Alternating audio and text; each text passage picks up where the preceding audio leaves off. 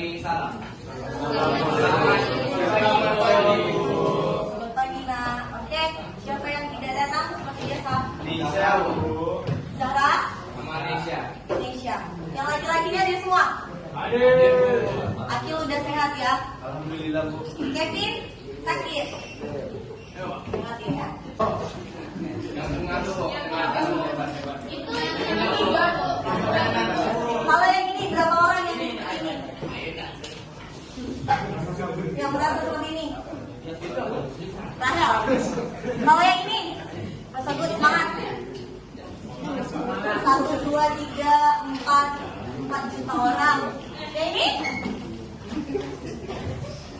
1, 2, 3, 4, 5 juta orang lebih banyak. Yang ini yang lagi bingung, bimbang, gelisah. Yang ini yang lagi nangis, rantu. Gak ada. Berarti ya, ini sama yang ini ya. Yang ini kenapa Adil? Adil udah jam pelajaran. Yang ini sadam, semangat belajar ya. Oke, bagus. Berarti sebelum belajar masih ada yang semangat, ada juga yang sebel karena Bu, telat nih waktu makannya. Sebenarnya kami masih kurang jam istirahatnya, betul? Nanti dilanjutin.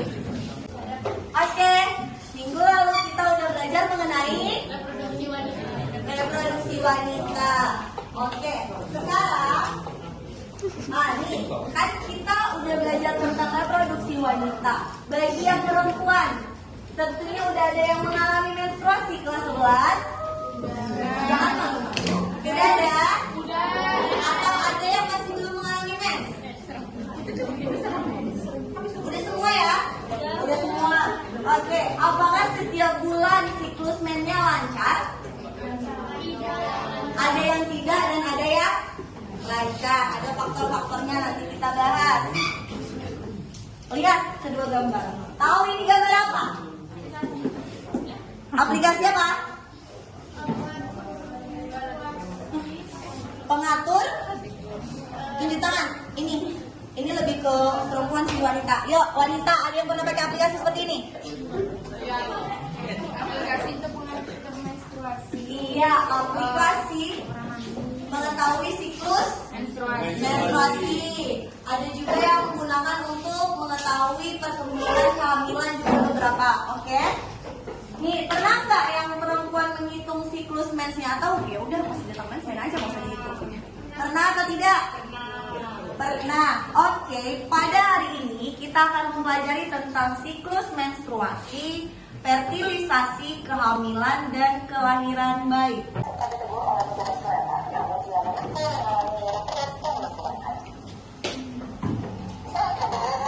Di berbagai media sosial, salah satunya di akun TikTok @master_Instagram mengunggah video tersebut.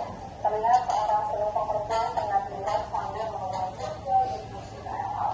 Sementara seorang penumpang perempuan di hadapannya merekam video dengan komentar negatif. Apabila pengendara KRL berhenti pada penumpang tersebut untuk mudah-mudahan di kursi penumpang, namun ingin membiarkan uang dan sangat karena sedangkan.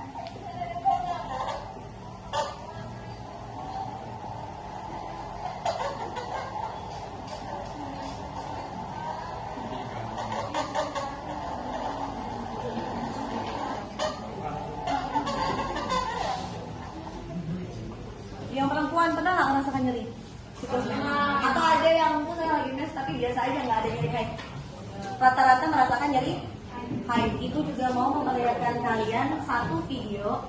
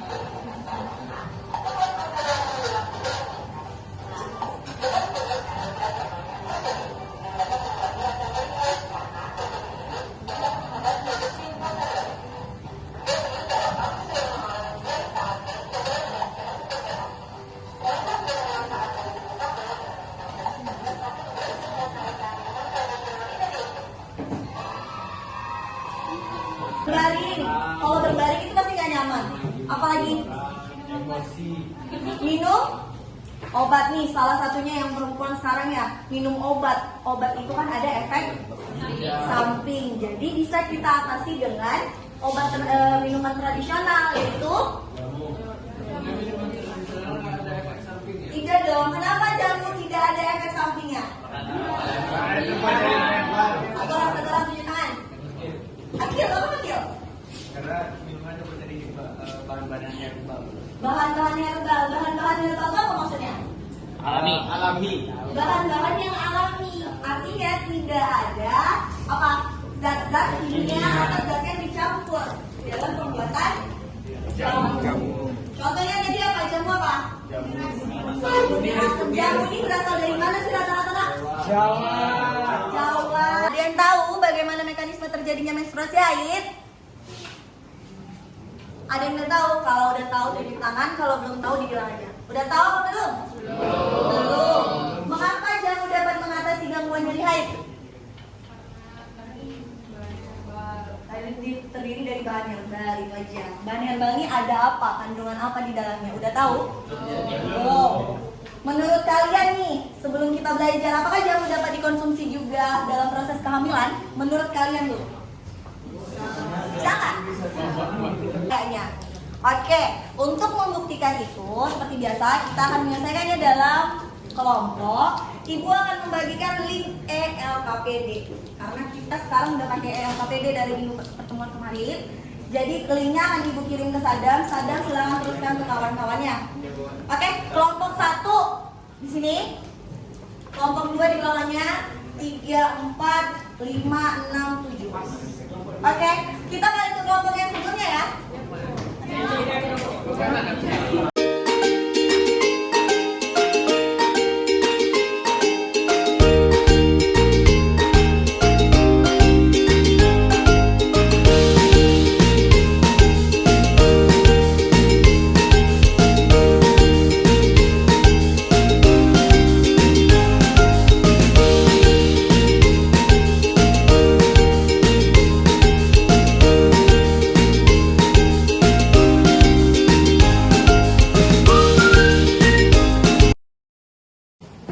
Kami dari kelompok 3 akan menjelaskan mengapa jamu dapat mengurangi nyeri haid. Lapisan dinding rahim dan sel telur akan meluruh menjadi darah menstruasi. Fase kedua, praovulasi dan ovulasi. Pada fase praovulasi, lapisan dinding rahim yang sempat meluruh akan mulai menebal kembali. Proses penebalan rahim berfungsi untuk mempersiapkan rahim agar bisa dipancing oleh seluruh telur bila terjadi pembuahan oleh sperma. Proses ini bisa terjadi pada masa subur atau ovulasi. Fase ketiga, pramenstruasi. Jadi dapat terjadi itu karena adanya peningkatan hormon. Yang pertama hormon prostaglandin yang diproduksi pada lapisan dari rahim. Ayo, apa pengaruh jamu pada nyeri haid tersebut? Mengapa saat mengonsumsi jamu kunyit asam dapat mengurangi terjadinya dismoneria atau nyeri haid tadi? Itu karena jamu kunyit asam dapat mengandung kurkumin yang dapat menghambat produksi prostaglandin tadi yang merupakan penyebab nyeri haid tadi. Jamu itu kan biasanya dari kunyit kan, Bu. Jadi secara alamiah kunyit dipercaya memiliki kandungan senyawa fenolik sebagai antioksidan, bermanfaat sebagai analgetika, antiinflamasi, antimikroba serta pembersih darah. Kesimpulan yang bisa saya ambil adalah menstruasi itu terjadi ketika lapisan dinding rahim atau endometrium yang menebal luruh akibat tidak adanya pembuahan pada sel telur. Terus yang kami memahami siklus menstruasi pada setiap wanita berbeda-beda, yaitu biasa terjadi antara 23 sampai 35 hari. Namun rata-rata siklus menstruasi adalah 28 hari. Terus kami juga mengetahui beberapa penyakit, salah satunya itu dysmenorrhea yang disebabkan oleh sekresi prostaglandin yang berlebihan. Terus bayi terlahir prematur juga disebabkan oleh infeksi bakteri dan juga kondisi dari ibu hamil tersebut.